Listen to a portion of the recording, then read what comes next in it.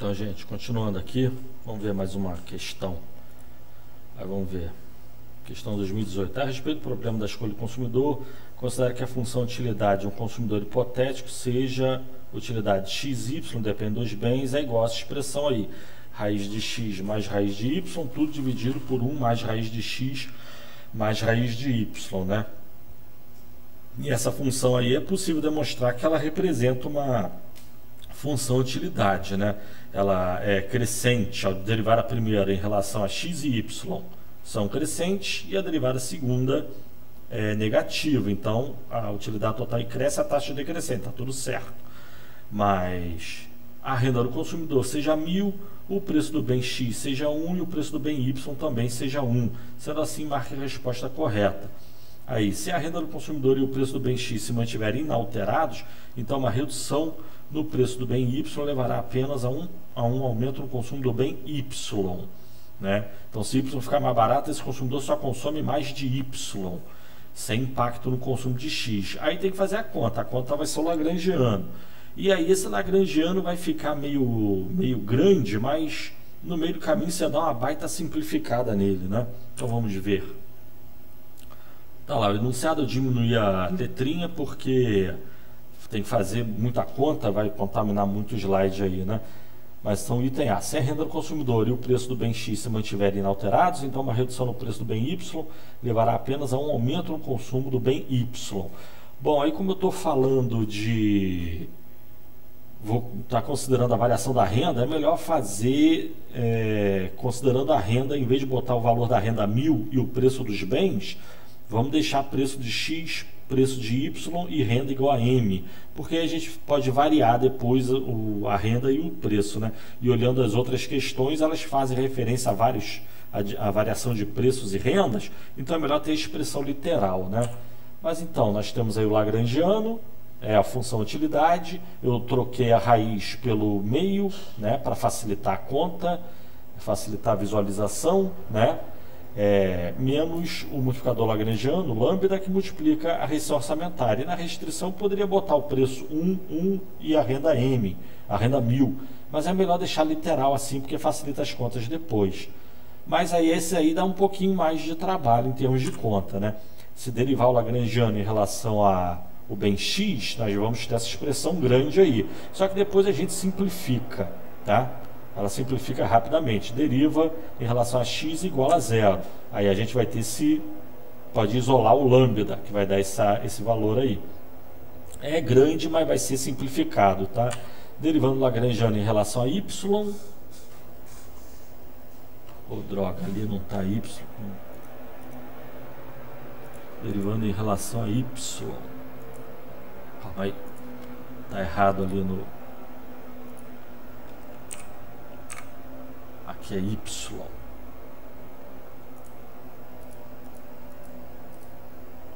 Aí derivando ali o lagrangiano em relação a y, vai ter também a expressão grande, mas vai ser simplificado. Deriva igual a 0 e isola o lambda. Aí vamos igualar esses dois lambdas. Mas já dá para ver que as duas expressões são muito parecidas, por isso que eu estou dizendo, vai simplificar facilmente, né? Aí igualando os dois lambdas, fica uma expressão grande, assusta, mas só assusta, é fácil simplificar, né? Por exemplo, o denominador de ambos os lados a expressão entre parênteses nos dois denominadores vai ser simplificado, e o numerador também dá para simplificar bem, né? Mas então, simplificando, a gente vai ter essa relação entre y e x aí. Simplificou bem, né? Você agora trocando na restrição orçamentária essa expressão para y, a gente vai ter a restrição orçamentária, no lugar do y a gente vai botar aquela relação entre y e x, que vai ficar essa expressão aí. Aí só fazer algebrismo, a gente chega na quantidade demandada do bem x, né? Como a gente tem a relação entre y e x, que já dá para ver que x depende da renda e do preço do bem x e do bem y, depende do vetor de preços, né? Então, substituindo esse x ali na relação entre y e x, a gente vai achar um y ótimo, que seria essa expressão aí. As duas expressões são muito parecidas, né? Só que o numerador muda e no denominador o preço que está elevado ao quadrado muda para os dois bens também, né? Mas então, se a gente substituir os valores do enunciado, o preço e a renda do enunciado, a gente vai ter que a quantidade demandada do bem X é 500 e do bem Y é 500. Aí vamos dizer que caso a renda e o preço não mude, que é o que o enunciado do item está indicando, mas o preço do bem Y diminua, ou seja, vamos dizer que o preço do bem Y caia para meio, né? Então a quantidade demandada do bem X diminui para 333 e a quantidade demandada do bem Y aumenta, né? Para... Ai meu Deus... 600 não, acho que aumenta para 1.600, né?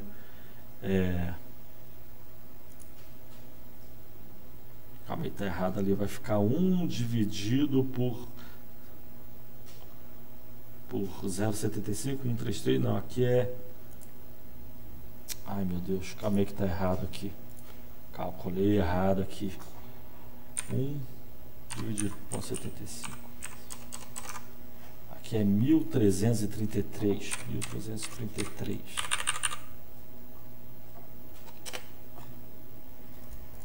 Droga.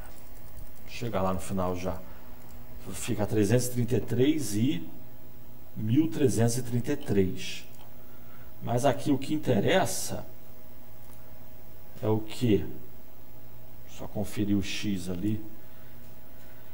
Vai ficar meio dividido por 1,5.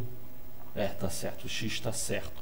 Mas enfim, o item A, aí está tudo certo aqui agora. Então, com a variação do preço do bem Y de 1 para meio, a quantidade demandada do bem X cai, porque X fica relativamente mais caro. O que interessa aqui na economia para o problema do consumidor são os preços relativos, né?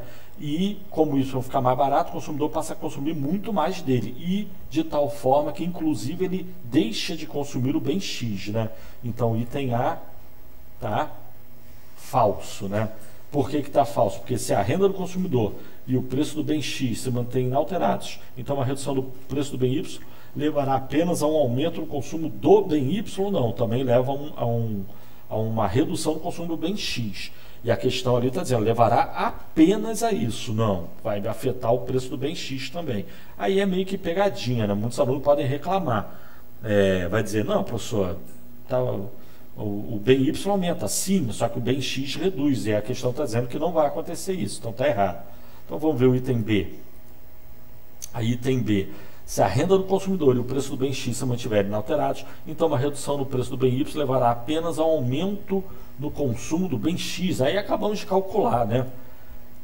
A gente viu que a demanda do bem X e Y eram essas, e a quantidade demandada, considerando os valores iniciais ali do preço do bem X, do bem Y e a renda do consumidor, era preço do bem X e Y eram igual a 1, e a renda do consumidor igual a 1.000. Então a quantidade demandada de X e Y seria 500. Aí agora, a gente já fez essas contas na questão anterior, né?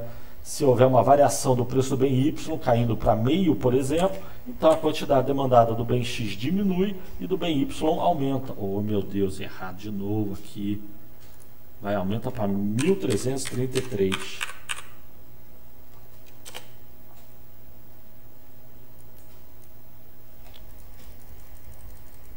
Olha lá, vai para 1.333. Mas enfim, a questão está dizendo que a redução no preço do bem Y levará apenas ao aumento no consumo do bem X. Não, primeiro vai reduzir o bem X. Além disso, também não afeta só o consumo do bem X, afeta também o consumo do bem Y.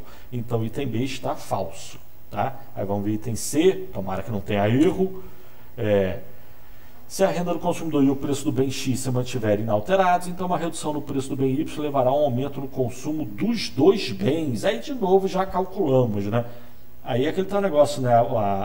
O item inicial deu muito trabalho, mas depois você sai resolvendo todos os itens, né? Com base na primeira resolução. Mas então já vimos a demanda no item A, a gente já derivou aí a demanda marshalliana do bem X e do Y. E aí já vimos a quantidade demandada de X e Y, dados os preços e a renda inicial indicado na questão. E aí, de novo, se o preço do bem Y cair de 1 para meio, então a gente tem a quantidade demandada do bem X diminui e do bem Y tá. Ai, meu Deus do céu. Tá errado também, 1333.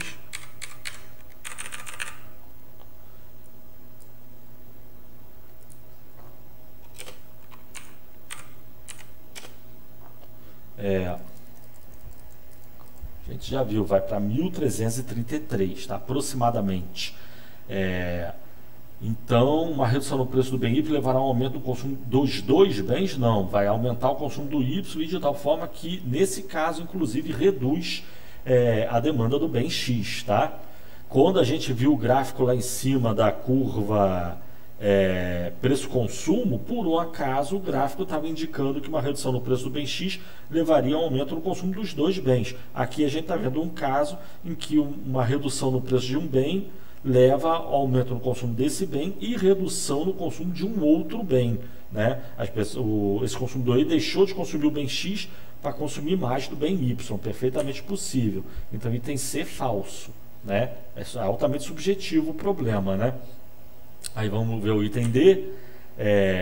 Se a renda do consumidor e o preço do bem X se mantiverem inalterados, então uma redução no preço do bem Y levará a um aumento no nível de utilidade total desse consumidor.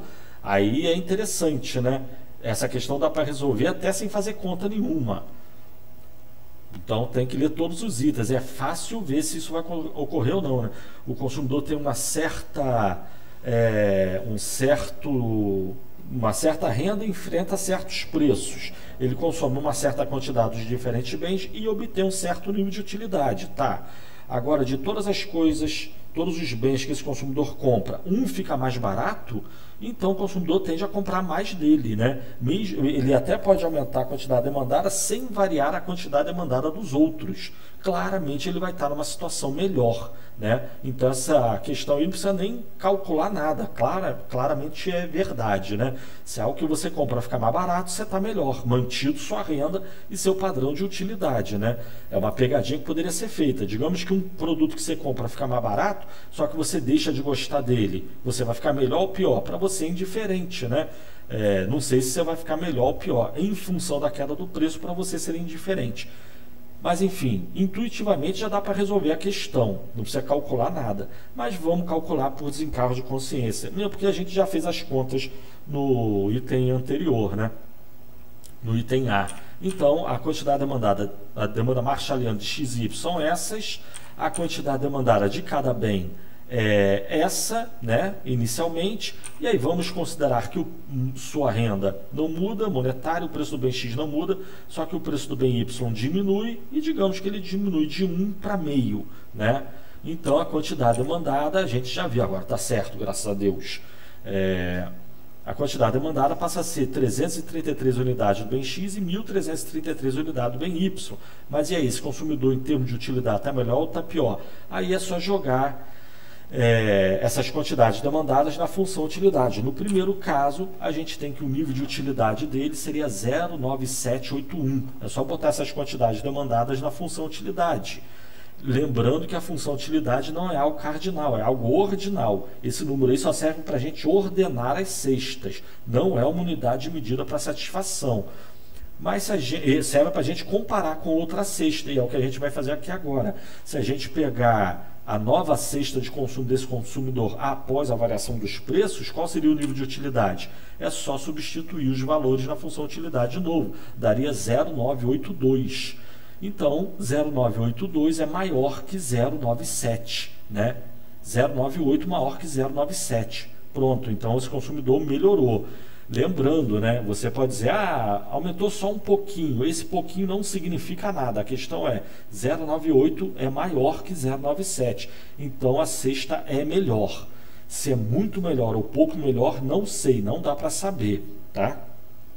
Só sei que é melhor, mas então item D, verdadeiro. E aí para concluir, nem precisa ver o item E, né? Porque o item E está dizendo todas as questões acima estão erradas. A gente viu que a ABC está errado, D está certo, então a E também está errada, né? Porque o item D está certo, então o item correto D, tá certo? Essa questão. Aí vamos ver só mais uma questão aí depois, para o vídeo por aqui agora.